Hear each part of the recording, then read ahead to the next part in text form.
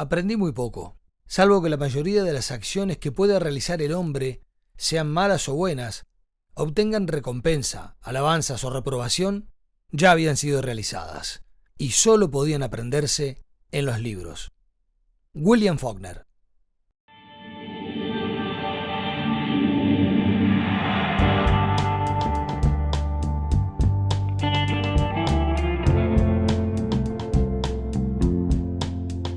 La Tierra Dividida. Conversaciones sobre libros.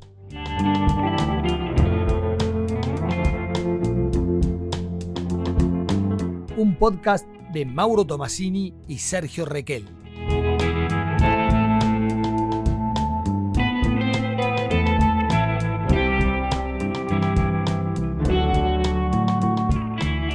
Empezamos, bueno, con un atraso semanal como siempre.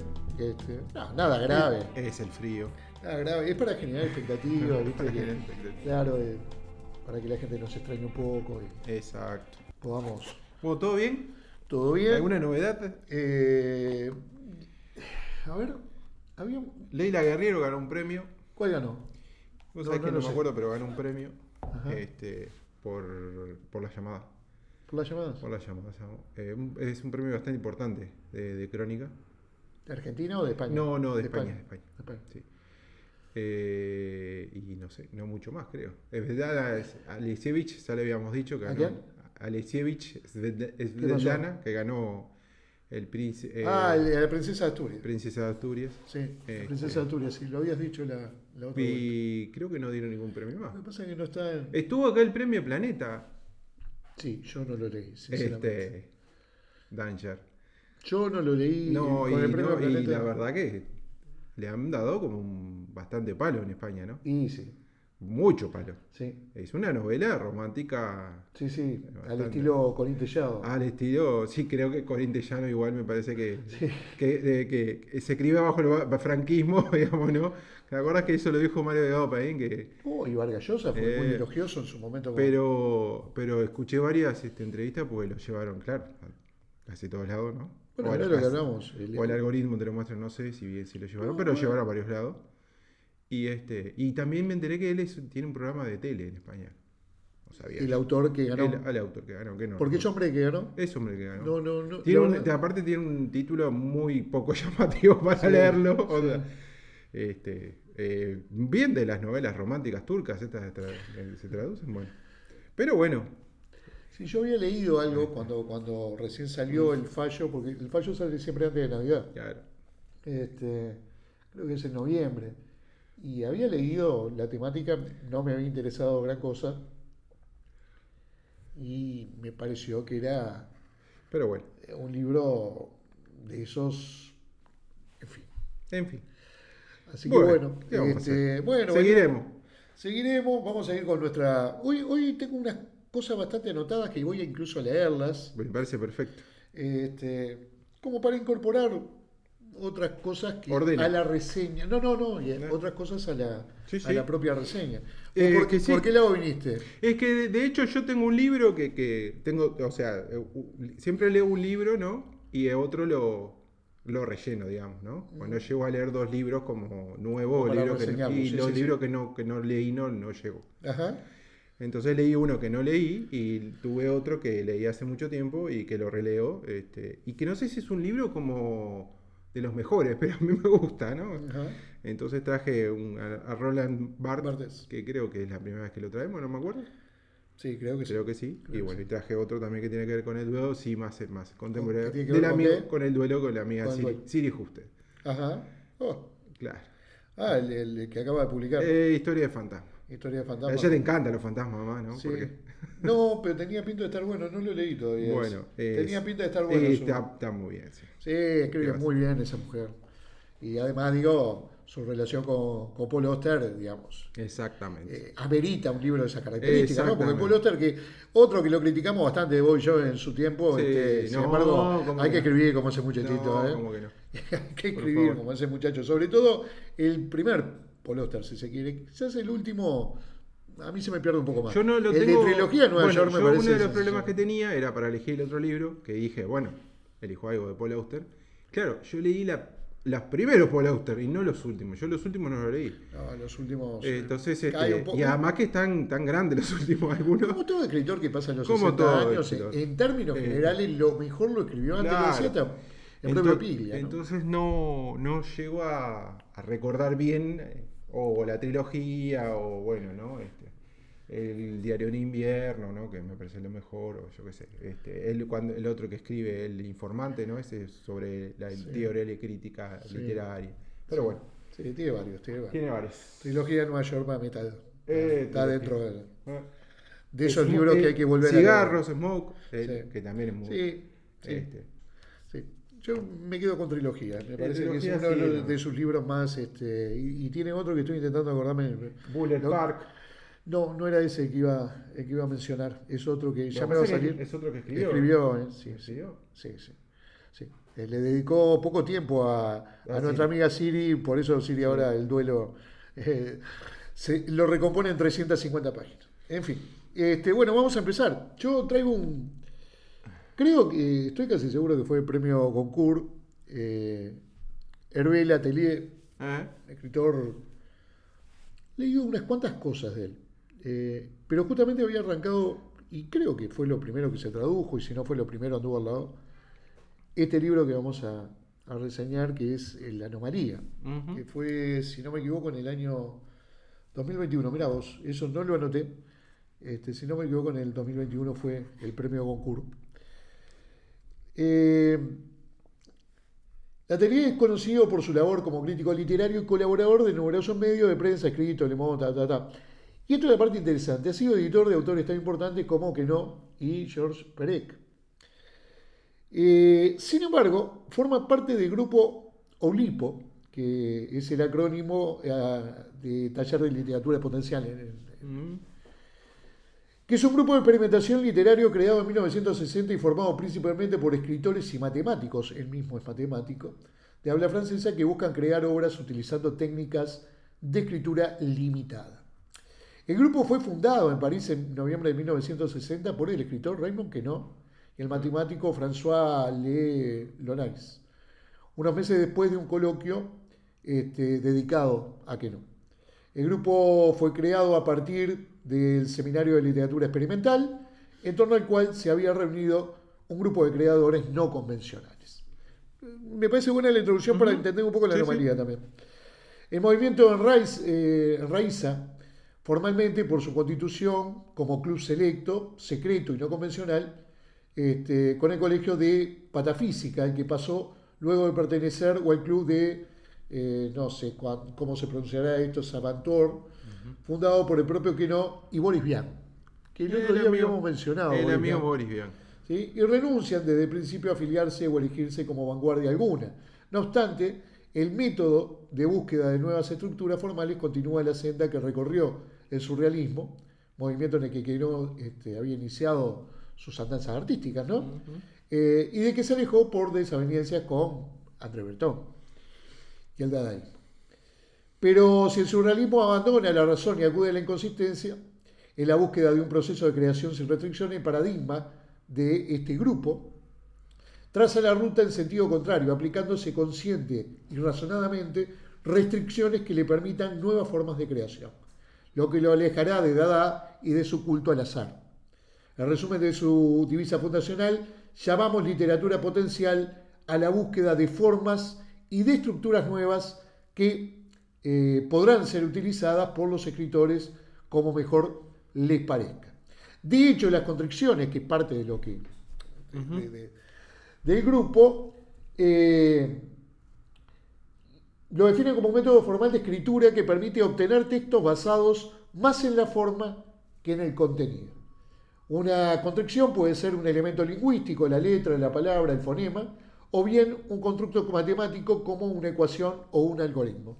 Si una constricción se aplica a un texto existente, entonces se produce un anaulipismo, mientras que se aplica a un texto nuevo se habla de sintoaulipismo. Bueno, ¿por qué digo esto? Porque La Anomalía, que es esta novela ganadora de Goncourt del año 2020, mira, lo había anotado, se une además a que yo estaba analizando textos que tienen que ver, a ver si coincide. En realidad nuestra vida es bastante gris como para considerar que las lecturas de una novela puedan ser otra cosa que no leer tipos grises, ¿no?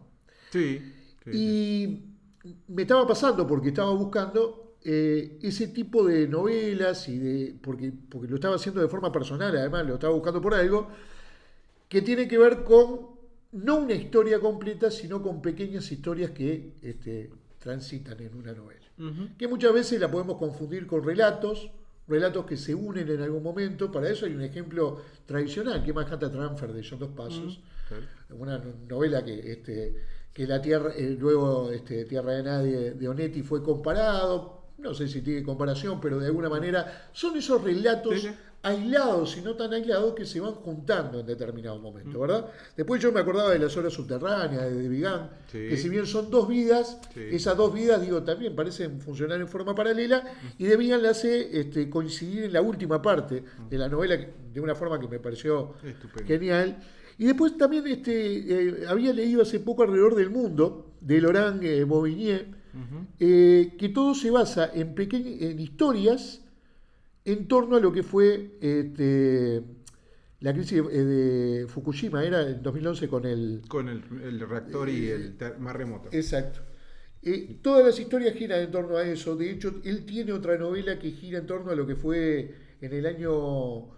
¿Cuándo fue el atentado al estadio de París? Bueno, Sí, no importa. Quiero decir, Sí, sí. no hay una historia lineal en todo el libro, sino que aparecen diferentes personajes en torno a un mismo tema. La anomalía, que ahora sí voy al libro, comienza con un hecho imposible. Esto lo dice la contratapa. Un avión que viaja de París a Nueva York atraviesa una tormenta terrible y aterriza normalmente en marzo del 2021. Sin embargo, 3 meses después aparece otro avión idéntico con los mismos pasajeros, la misma tripulación y hasta los mismos recuerdos. Cada persona del segundo vuelo descubre que ya existe una versión de sí misma viviendo en el mundo. Y acá es donde comienza a aparecer de alguna manera alguna de las premisas de este grupo, porque hay una construcción que tiene que ver con la matemática, con lo existencial, con lo metafísico, porque detrás de cada una de estas historias hay una reflexión que la trasciende, ¿verdad? La historia que estamos narrando, por ejemplo, aparece Black, que es un asesino profesional extremadamente eficiente, aparece Víctor Miesel, un escritor fracasado y depresivo que se termina suicidando y que justamente su último libro que había escrito era La Anomalía. André, un arquitecto envejecido y enamorado de una mujer mucho más joven.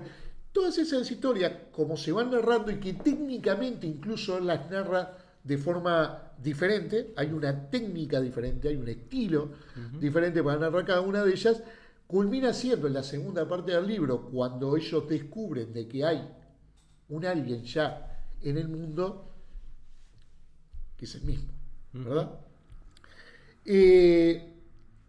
Yo ahí anotaba, cada capítulo parece pertenecer a una novela distinta. De hecho, lo que decía, el estilo, lo narrativo, la historia parece no coincidir nunca con lo que se está narrando.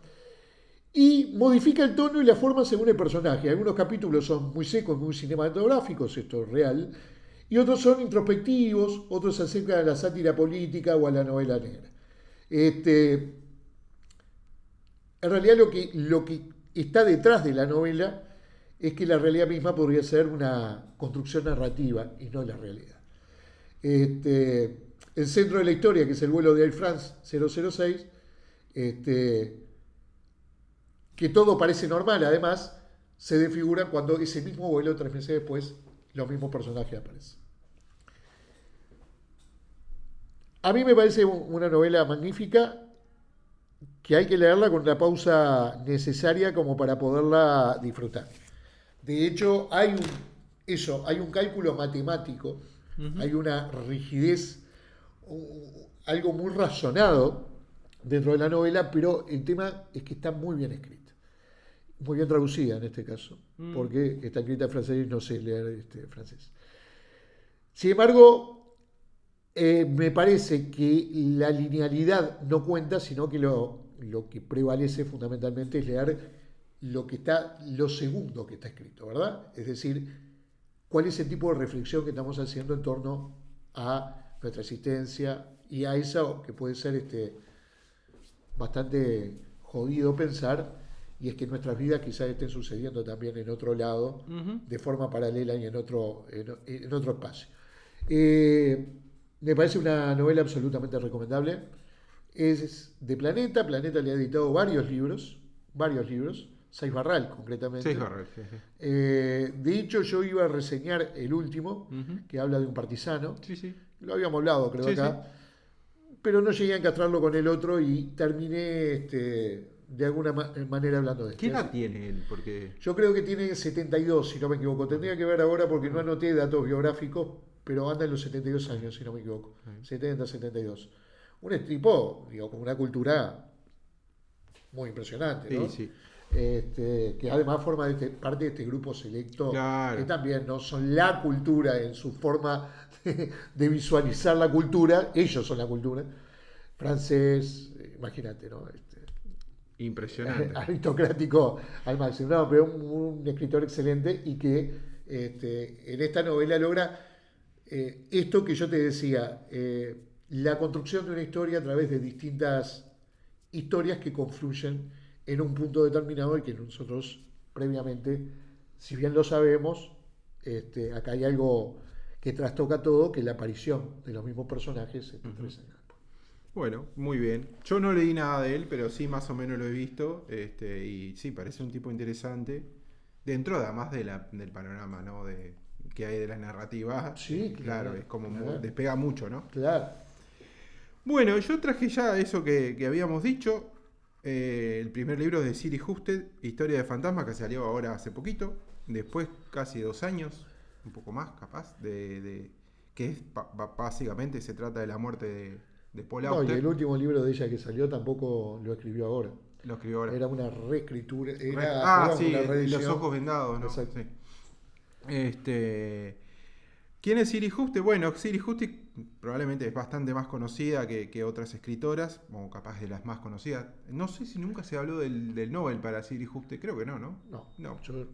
Y es norteamericana. Los norteamericanos ya los tienen afuera del Nobel hace rato. Pero es poeta, ensayista, novelista. En realidad no a los norteamericanos, a los narradores norteamericanos. A los narradores porque Dylan lo gana en el 2016 y luego lo gana la poeta norteamericana, nunca me sale el nombre, Louise Gluck. Ella es poeta, ensayista, novelista, nació en el año 55 en Minnesota. Yo creo que hay como dos, tal vez de las más conocidas hay como 2 partes, ¿no? La novelista y la ensayista, ¿no? Que dicho sea paso, como ensayista y como conferencista se había hecho bastante famosa en el mundo médico y del psicoanálisis y la psicología. Ella desde adolescente, chica, padece migrañas y cuestiones que tienen que ver con el cuerpo y con la cabeza. Y bueno, y como ella lo hace también en este libro, empieza a investigar sobre lo que tiene y empieza a hacerse un especialista en temas que la llevan a posicionarte en el ámbito médico como una conferencista de lujo. Y de hecho, yo traje varios libros, pero hay como 3 o 4 libros que trata de eso.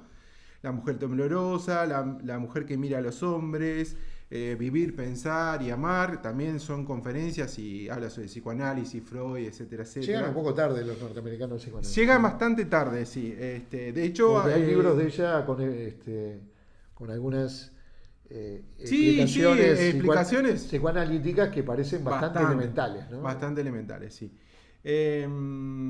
Y después está su pase, digamos, más novelista, que yo anoté capaz que de lo que me gusta, no de lo que me acuerdo. Todo cuanto amé, del 2003, Un verano sin nombres, Los ojos vendados, Recuerdo del futuro, esos se han editado ahora hace poco. Elegía para un americano, que ahí, por ejemplo, una de las cosas que habla en el libro, y creo que lo primero cuando lo leí lo remití a ese porque habla mucho de los fantasmas. Ella es un personaje que va a velar a sus padres y se encuentra con sus hermanos. De hecho, yo anoté a mí siempre me gustó, en ese libro dice: tengo fantasmas que deambulan dentro de mí, pero no siempre hablan, a veces no tienen nada que decir.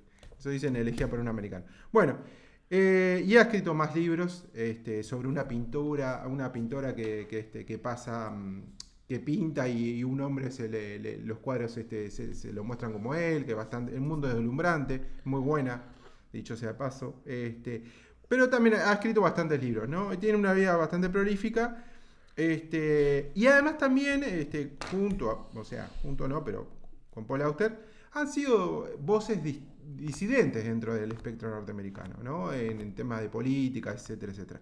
Uno de los tantos disidentes. Uno de los tantos disidentes que... No, sí, es cierto que ellos tuvieron siempre una posición bastante interesante y de hecho en el libro está también eso, ¿no? De hecho... Ella fue... y esto lo tengo que contar, sí. Digamos, ella fue secretaria de una cooperativa de vivienda. Espectacular. Me involucra es de que alguna manera. Es que hay además yo me reía mucho cuando Paul Auster, ¿no? Me reía mucho porque es en Paul Auster claro. que lo cuenta, Sí. que yo vivía en una cooperativa de vivienda y que era la secretaria. ¿Vos te imaginás un secretario como civil levantando actas? ¿Cómo no? Algo magistral. Sí, además una de las cosas que cuando uno empieza a indagar en los escritores más conocidos, que bueno, les cuesta mucho afianzarse económicamente, ¿no? Esto que dijo Samantha Schweblin ahora, más allá de todo, que dice, o sea, que el primer problema que tenía cuando se recibió era tener un sueldo todos los meses, que no lo tenía. Eso está también en el libro, porque yo creo que el libro son como tres cosas. Primero sí, está el duelo, está toda la parte del acompañamiento que le hace a Paul, todas las cosas de Paul. Pero en un momento empieza a matizarse con la historia de Paul, con el hijo, sobre todo. Recordamos que el hijo murió y se suicidó, pero además el hijo tenía a cargo una hija, nena, una chica de 8 meses, y que también murió, entonces eso lo golpeó mucho y eso también, y además su relación con el hijo, es decir, hijo usted, ¿no? Con el hijo de Paul, que es además... la tiene con otra escritora que es Lydia Davis. Que Lydia Davis escribió una cosa cuando murió que es impresionante. No, si algo tenía Paul Auster que elegía muy bien muy bien, de escritora. Muy bien. Nuestro murguista, que podría haber sido en Uruguay un murguista, Paul Auster. Sí. Entonces mezcla lo primero, que sí, pasa toda la enfermedad, escrito de una forma maravillosa, muy poética, como siempre lo hace. Ella también empieza a indagar. En unos momentos determinados se confronta con médicos y le empieza a decir, no, pero usted tiene que hacer esto, porque está este medicamento en tal lado. Y el tipo dice, pero usted es un especialista del cáncer de pulmón. No, pero yo leí, ¿no? Cuando cuando le empiezan a decir que volvió el cáncer, ¿no? Entonces se mezcla eso. ¿Dejó de fumar él alguna vez? Dejó de fumar mucho antes, pero mucho antes. Le volvió, sí, le volvió por 2 veces, ¿no? La segunda vez le encontraron como unos lóbulos que se llaman, y el problema que en determinado momento le dijeron que era inoperable.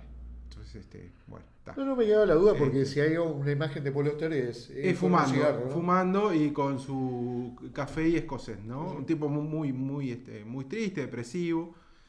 Siri lo dice, todos nos damos cuenta además, ¿no? Esa tristeza, esa melancolía además de Manhattan bien, ¿no? Bien gris.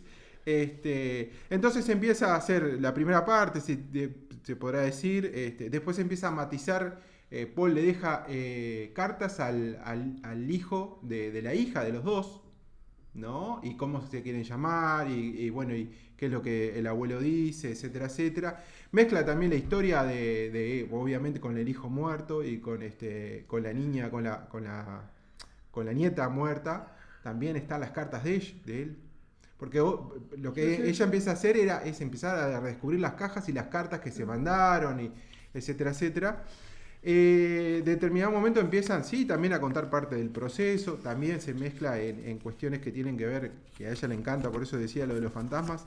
En un momento determinado ella empieza a retraer la cultura japonesa, que en agosto los muertos vuelven como fantasmas y están con los vivos. No sé si es agosto por el tema de Hiroshima Nagasaki, pero de hecho pasa, y que es como una forma de velar mucho tiempo después, ¿no?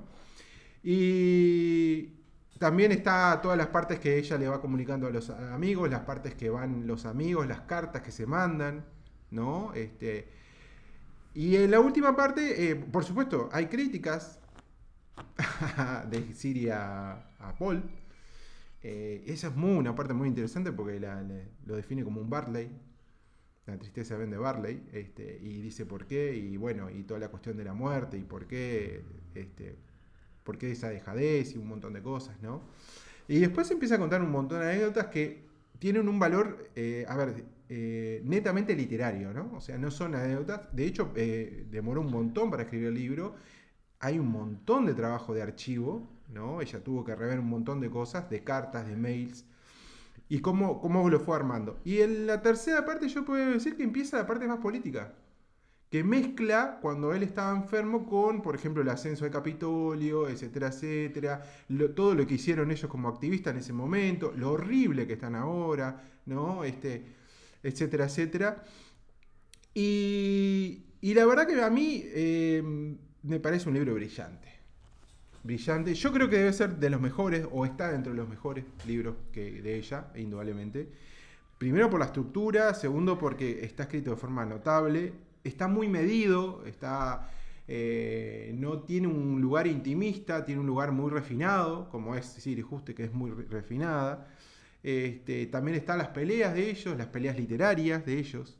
De hecho, El verano sin nombres era una comedia que ellos estaban escribiendo, entonces como no llegó a darse, ella escribió ese libro.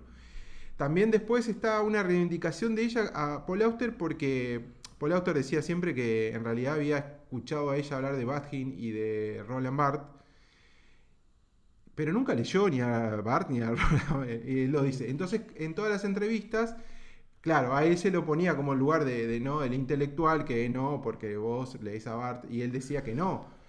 Y de hecho él tiene como una especie de cátedra de estudio en Copenhague, ¿no? Hay una cátedra de literatura en la Universidad de Copenhague que se dedica a estudiar la obra de Paul Auster. Entonces él se encargó, no solo ahí, sino en otras entrevistas, de decir que en realidad de la que había sabido Bakhtin, Roland Barthes, Michel Foucault, había sido de Siri, porque Siri lo había estudiado mucho. Él fue un alumno bastante mediocre, por decirlo de alguna manera. Siri fue doctora, ¿no? Y en cientos de estudios. Y eso fue una reivindicación que hizo él de ella, ¿no? Que ella tenía más el papel intelectual, digamos, orgánica, que él era más un escritor de boliche, por decirlo de alguna manera. Y que él creía ser un escritor de boliche. Sí, ¿no? entonces reivindicaba como intelectual. Claro, él salía y iban al bar de siempre a comer, ¿no? De hecho, creo que una vuelta lo contaron esto, pero ella cuenta también el casamiento, que fue un casamiento muy pobre, ¿no? Y después cuenta cuestiones de la vida de ellos dos que la verdad que son muy interesantes, que son cosas también, yo creo que de alguna manera también las nuevas generaciones, esto de que no saben qué contar o tienen poca experiencia para contar cosas, ¿no? La abuela de ella se escapó del nazismo, entonces también eso está. De hecho, el padre de... O sea, la abuela de Paul mató al abuelo. Un asesinato. Ella le dijo que se iba con otra y el abuelo volvió como a los 2 o 3 años y cuando volvió lo mató. Pero hay todo un montón de cosas. Por supuesto que ella cuando dice que murió Daniel, que es el hijo de él, ahí murió Paul, ¿no? Entre otras cosas, ¿no? Mucho mejor que esto. Pero también está eso, la vida. Ahora también entendemos al payaso triste, ¿no? Al murguista que no entró en el coro de Paul. Porque claro, es una vida cargada de muchas tragedias en él, que de alguna manera está no solo en él, pero yo cuando lo leía sobre todo a ella, y cuando leo a Paul Auster, no tanto a ella, pero a Paul Auster, ves un Sam Shepard, ¿no? Esa melancolía del sueño americano que es terrible, ¿no? Pero bueno, yo la verdad lo recomiendo mucho y hay una frase que dice, y yo la traje porque de todas las frases no se pueden elegir, que son fabulosas, pero dice que él le dice a ella continuamente en el libro y que se decían, si viviéramos juntos otros 100 años nos convertiríamos en la misma persona. Y bueno, es un libro que recomiendo mucho, la verdad, y yo creo que sí, realmente me parece que está entre los mejores de Siri para mí. Así que bueno, Seix Barral. Sí. Sí, que creo que Seix Barral ahora no la tiene a ella. Sí, la tiene. La tiene ella. Sí. Así que. De Apple Auster. De Apple Auster. Sí. Yo, si hay un libro que recuerdo de Siri es Un verano sin nombre. Un verano sin nombre, ese es Para mí fabuloso. ese libro Es fabuloso. ese libro es espectacular. ¿Cómo era el anterior? Que lo mencionaste. Todo cuanto a mí, ¿no? Todo cuanto a mí. Todo cuanto a mí. Esos Que es libros. muy bueno también, pero, No, pero Un verano sin nombre. La primera parte, lean la primera parte de Un verano sin nombre. Si puede, los que puedan Lean entrar así. de alguna manera a la literatura de Siri Oswald, no sé muy Sí, bien no cómo sé se cómo. pronuncia, y pueden hacerlo, yo les recomendaría Un verano sin nombre porque me parece una novela extensa de 400 páginas, pero espectacular. Sí, sí. Lamentablemente o por afortunadamente se consigue barata y no. Sí, sí. Y están de bolsillo. Y yo creo que esas dos novelas que dijo Sergio y yo la otra que pongo es Elegía para un americano. Elegía para un Que americano. a mí me parece sí, formidable, sí, la verdad, ¿no? Sí, es verdad. Y- Sí, elegía. Yo el segundo elegiría. Es espectacular, Elegir. es Sí, sí. espectacular, Sí. la verdad. Muy bien, Bueno. bueno, la gran Siri Oswald. Sí. Vamos a ir a otro autor, al menos de parte mía, que no conocía, pero intentando vincular precisamente esto que te decía, la búsqueda de determinado material, llego a otro libro, a otra historia narrada con muchas voces y llego a una historia donde también están los aviones presentes. El libro se llama Turbulencias, es de David Salai, a ver, yo creo haber anotado acá cómo se pronunciaba. Sí, Solay, David Solay.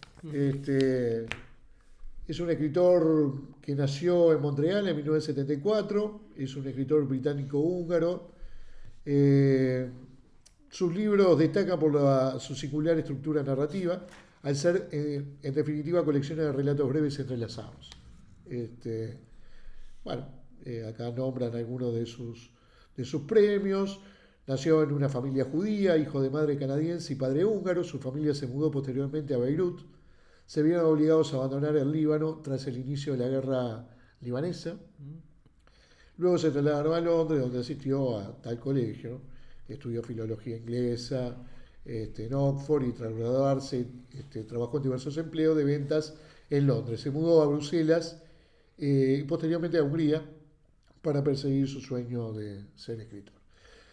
Turbulencias tiene, primero me pareció, voy a leer lo que dice la contratapa, es una novela breve y fragmentaria publicada en el 2018, construida como una cadena de 12 relatos enlazados entre sí por vuelos internacionales. Cada capítulo sigue a un personaje distinto que viaja de una ciudad a otra, Madrid, Dakar, San Paulo, Toronto, Doha, Budapest, y que de manera mínima pero decisiva roza la vida del personaje siguiente. Es decir, en general lo que sucede es que se está narrando la historia de alguien y aparece de forma muy lateral quién será el personaje del próximo relato. A mí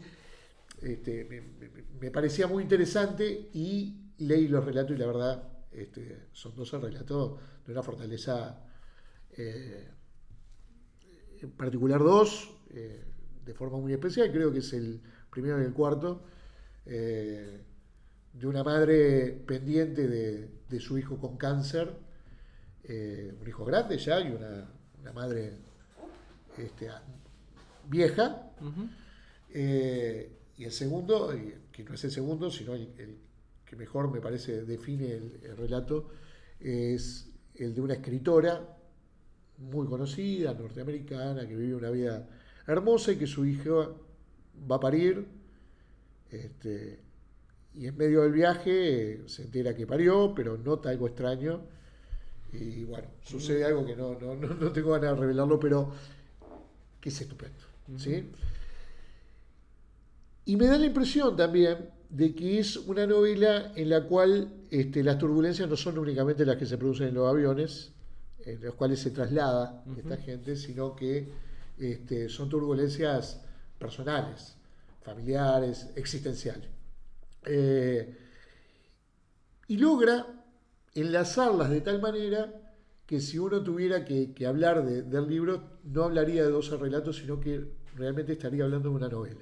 Estaría hablando de 12 historias que suceden en espacios distintos, pero con un punto en común, que no es únicamente el vuelo internacional, sino esas vidas que poco a poco van cayendo.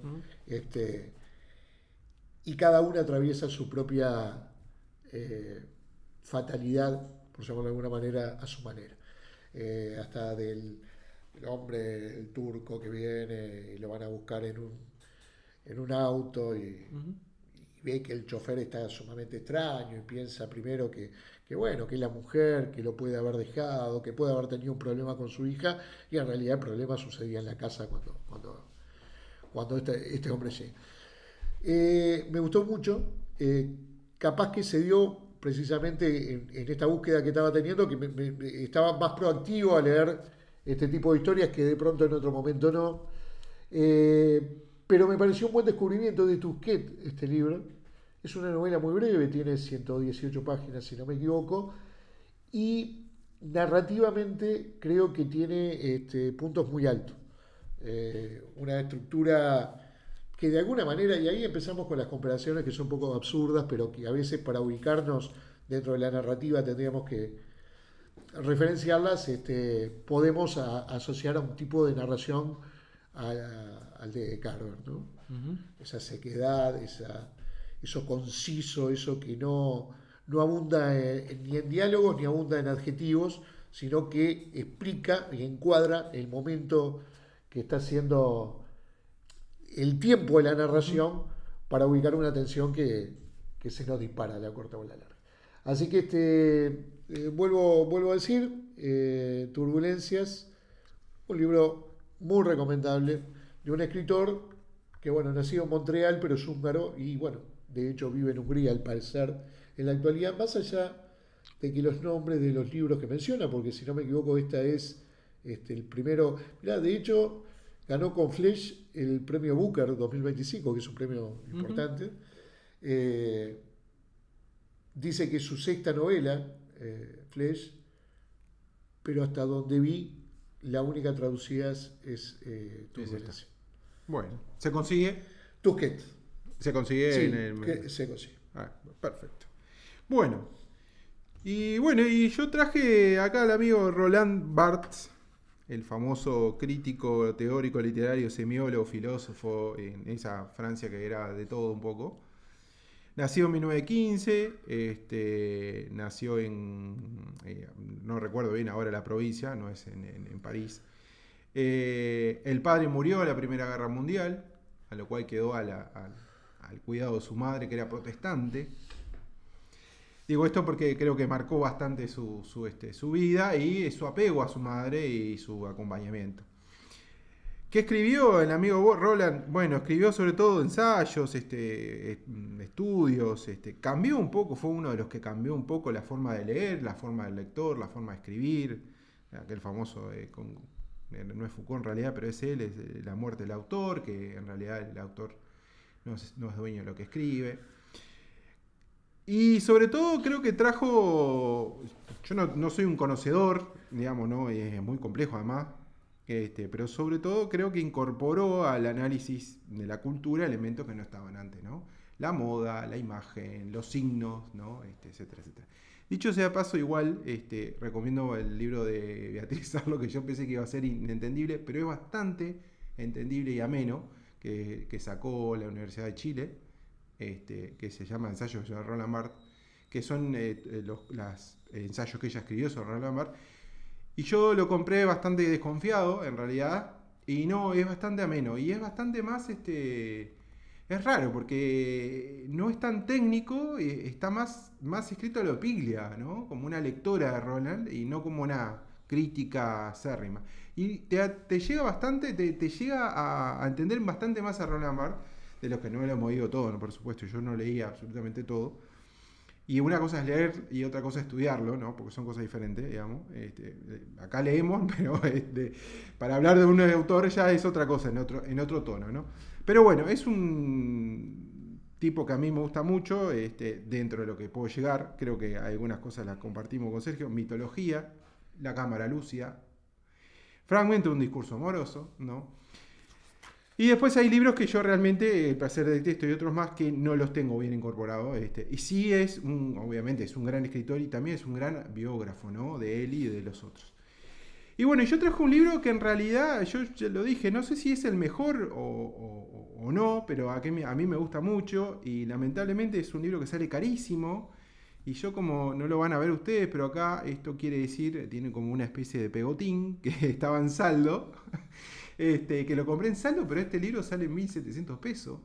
No sé por qué es tan caro, no tengo ni la más pálida idea, pero está en siglo XXI, lo sigue editando siglo XXI, y es un diario del duelo, que es un diario del acompañamiento y la muerte de su madre entre el 26 de diciembre del 77 y el 15 de septiembre del 79. Él muere en el 80, ¿no? No tengo muy claro si este libro era para publicarse o no, porque yo estuve viendo aquella revista de la Biblioteca Nacional a ver si encontraba algo de escritura del yo, ¿no? De los diarios, y ahí dicen que, bueno, los diarios que eran escritos, pero para no ser publicados, se llaman diarios de la modernidad, ¿no? Y toda una cosa, eso. Muy interesante, ¿no?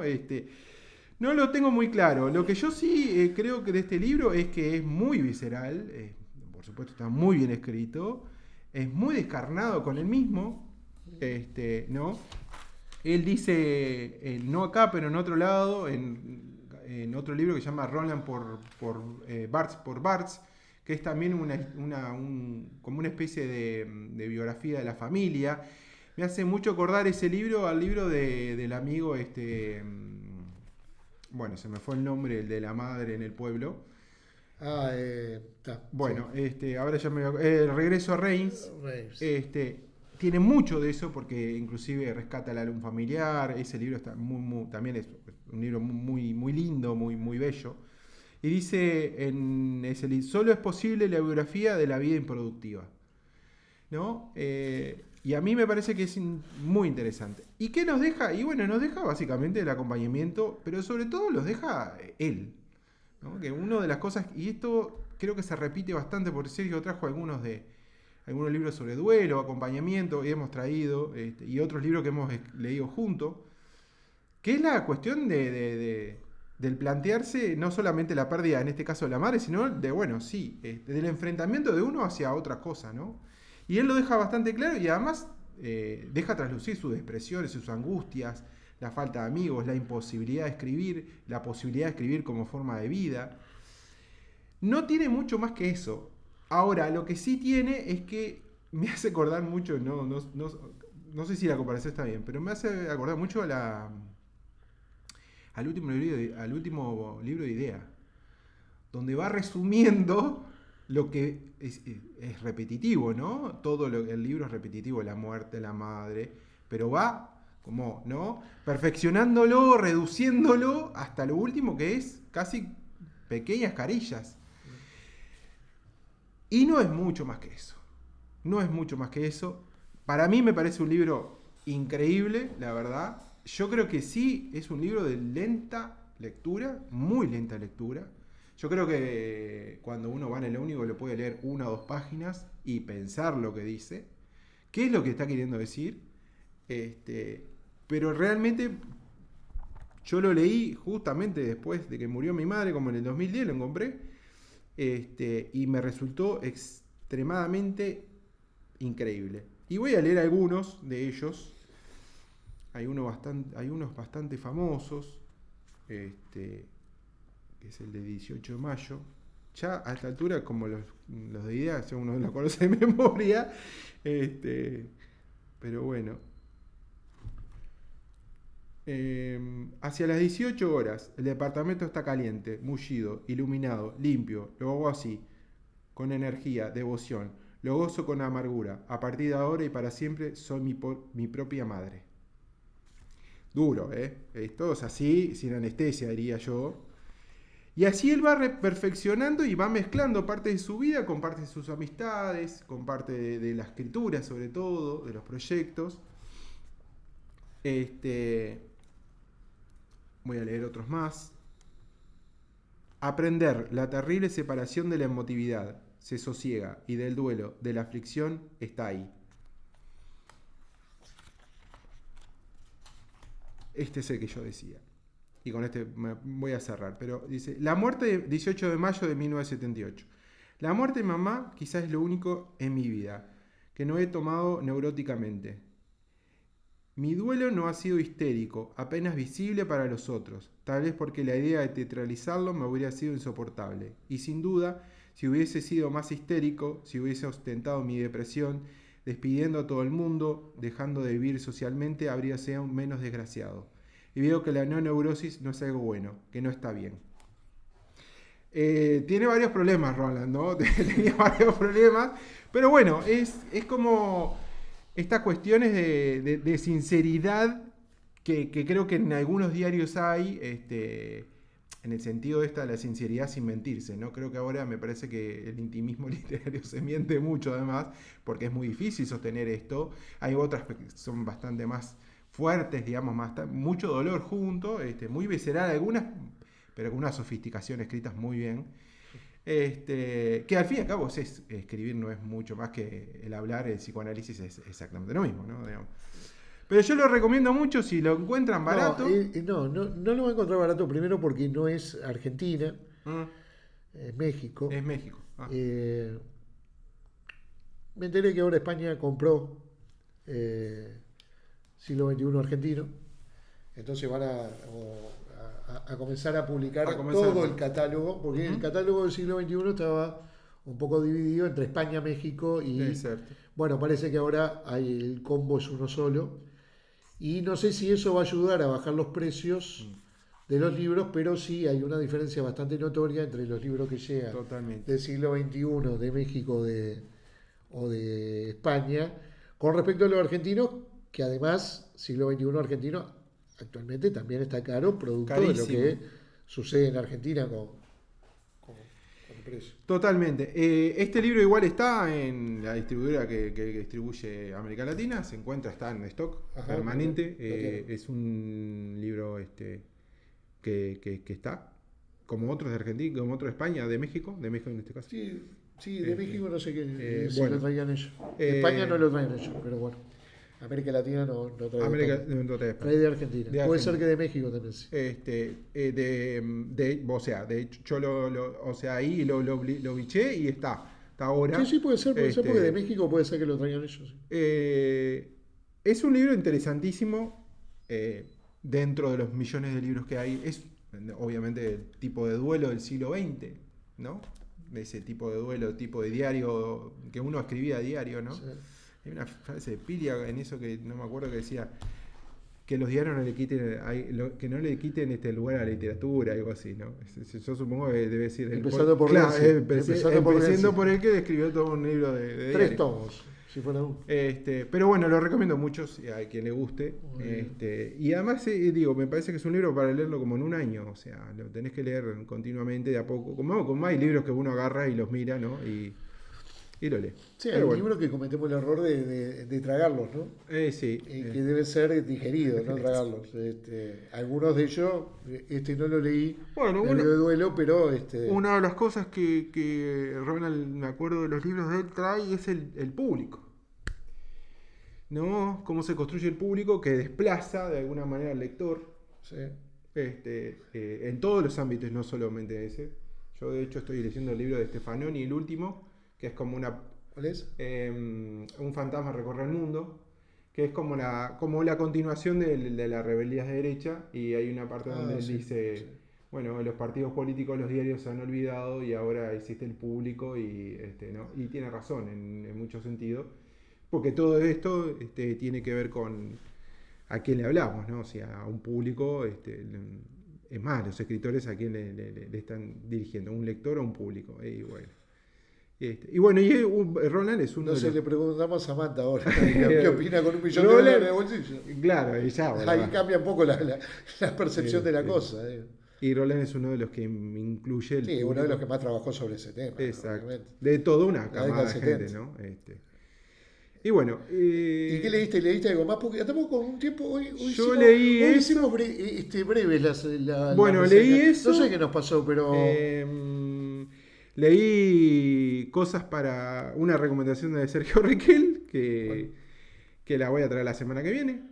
¿Cuál era? Nada que perder. que la mezclé con un libro que a mí me gusta mucho y que lo leo cada tanto, que se llama Pueden morir todos los caballos.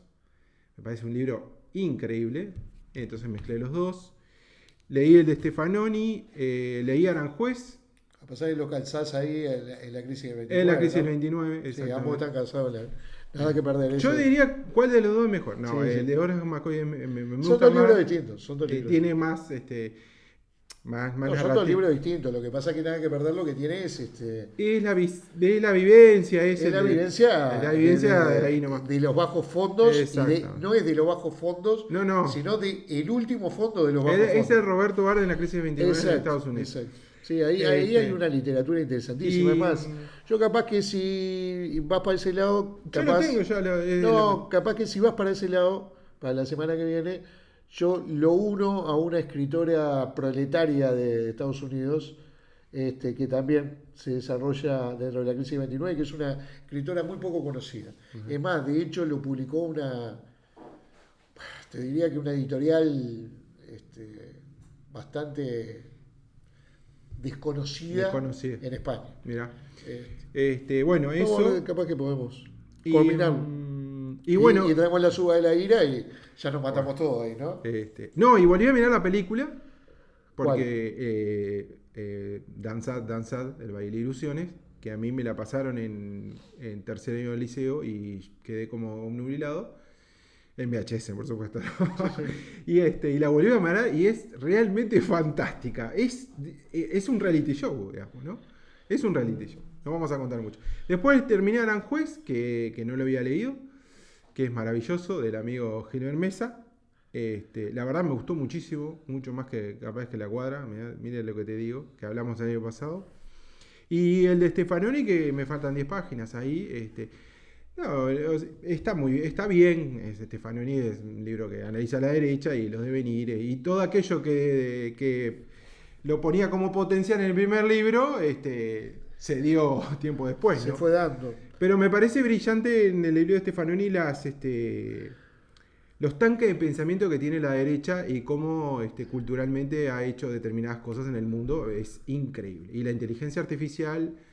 Hay un artículo que leí por Stefanoni que capaz que tú lo leíste que se llama China, la China de Mao y Silicon Valley. No lo leí. No lo leí. Bueno, no es lo leí. extraordinario. Sí, ¿y dónde se publicó? Eso se publicó en Nueva Sociedad. En Nueva Sociedad. Es era. extraordinario. Yo lo vi en Y algún claro, momento, uno no lo leí. dice. Claro, no. No lo leí. No. Y además que, bueno, hay cosas que uno leyendo este tipo de libros, que tipo de las redes, la inteligencia artificial, los algoritmos, se entera ahí, ¿no? Resumidamente, que claro, ¿no? Hay cosas que grupos de inteligencia artificial que el Partizan, creo que es así se llama, Sí. estuvo en determinadas operaciones militares, le vende, o sea, es una agencia privada, ¿no? Que le vende herramientas a la CIA y a Estados Unidos.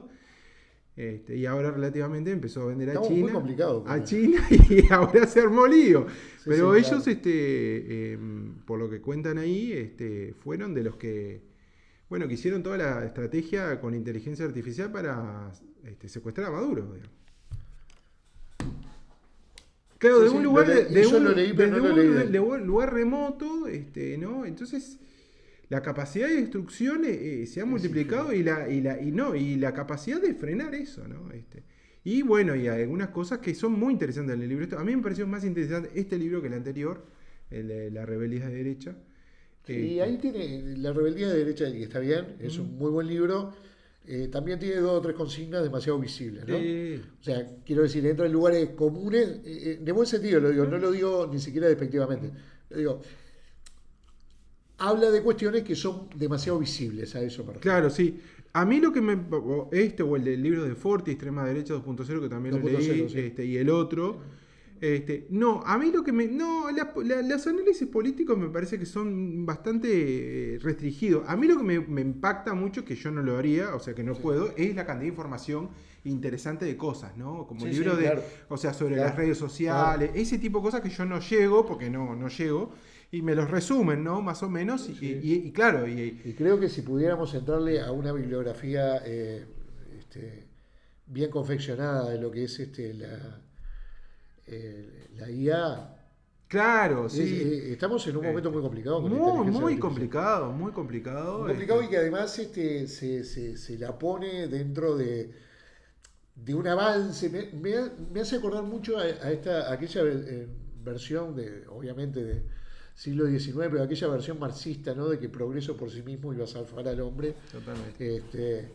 Y que el siglo XX nos demostró que no necesariamente, que lo ha esclavizado más de la cuenta en algunos tramos y en algunos conceptos. Sí.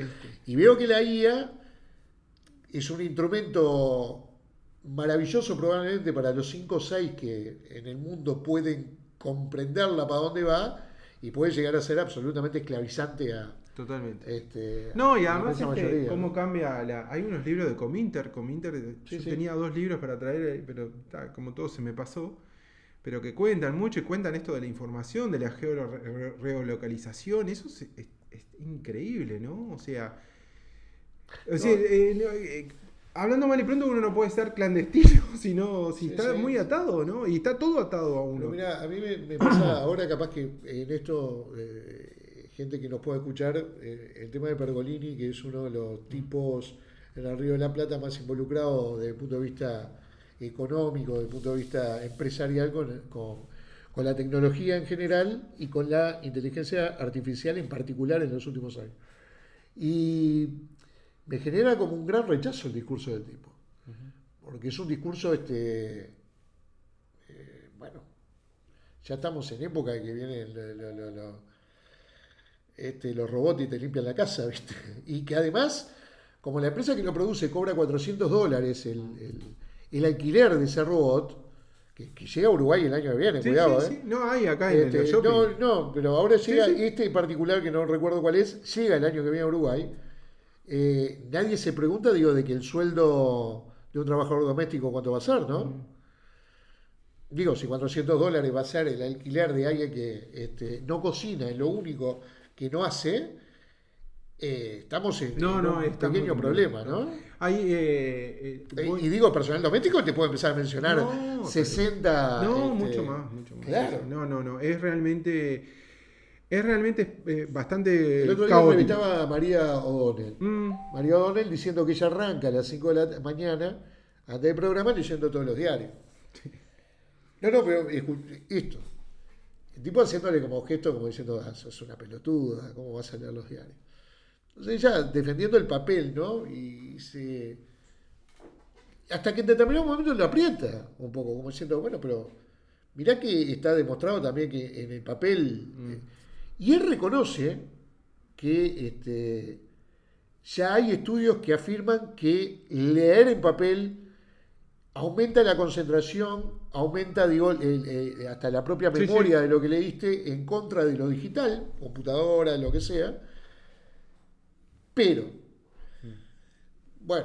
En esa misma entrevista dice que la inteligencia artificial es el 80% de las noticias. De las noticias, Sí. que actualmente los diarios se están haciendo con inteligencia artificial. Entonces, ¿qué pasa con esta historia? Bueno, este es el mundo en el que estamos también, que no es un mundo como para podernos vanagloriar que hemos avanzado. Lo que pasa que ahí hay una entrevista que le hace Hilda Pomarica ahora a María O'Donnell también, que es muy buena, si pueden escúchenla, porque sacó un libro ahora, Montoneros. Sí, la historia visual de Montoneros. Y ahora ella en esa entrevista con Pergolini reivindica también la marca personal, la marca papel, la marca nombre, ¿no? Claro, Entonces yo me llevo mi nombre, me llevo mi público. Sí. Entonces, aquello como también lo decía Caparrós, ¿no? Yo abro un blog y ya tengo un medio.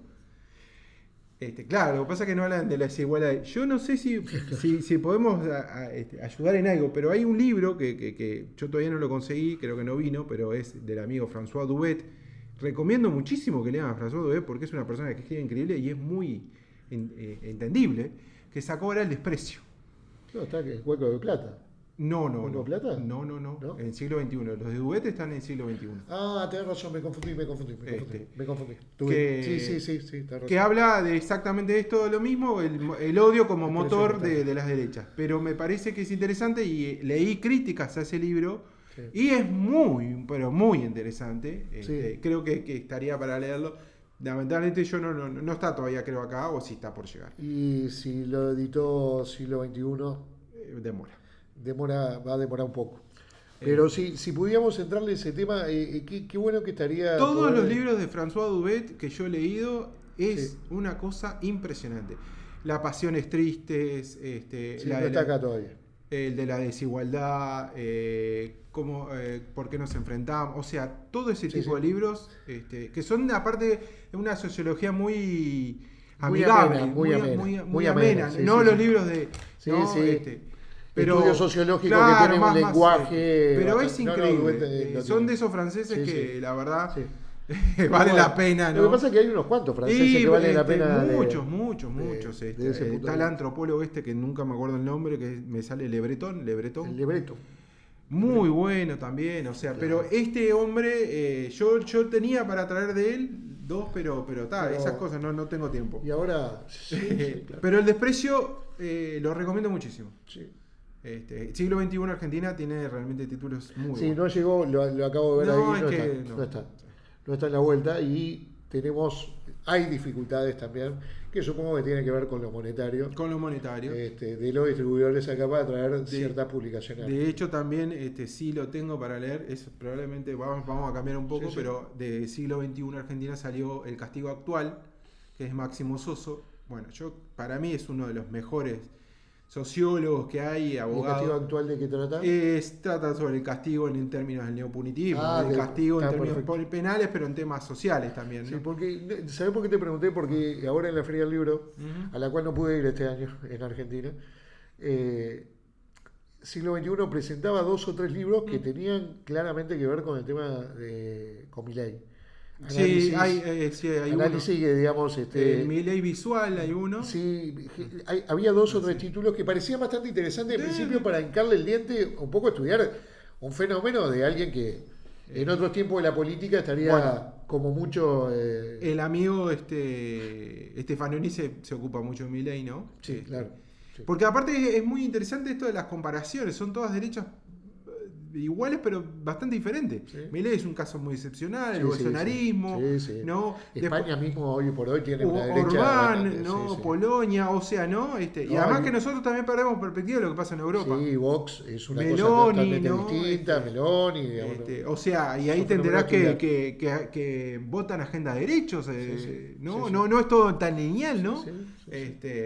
Rumania y los otros grupos que suben. Sí, en Hungría ahora Francia mismo, ¿no? Sí, en Hungría que ahora perdió, se había jugado entero a la reelección y marchó, pero hay un fenómeno ahí a estudiar, sí. Pero bueno, tenemos un montón de libros para poder seguir analizando y viendo de qué diablo hablamos.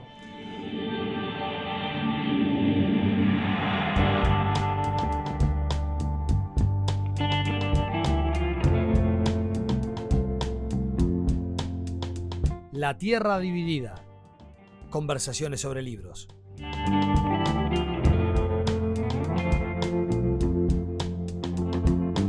Un podcast de Mauro Tomasini y Sergio Requel.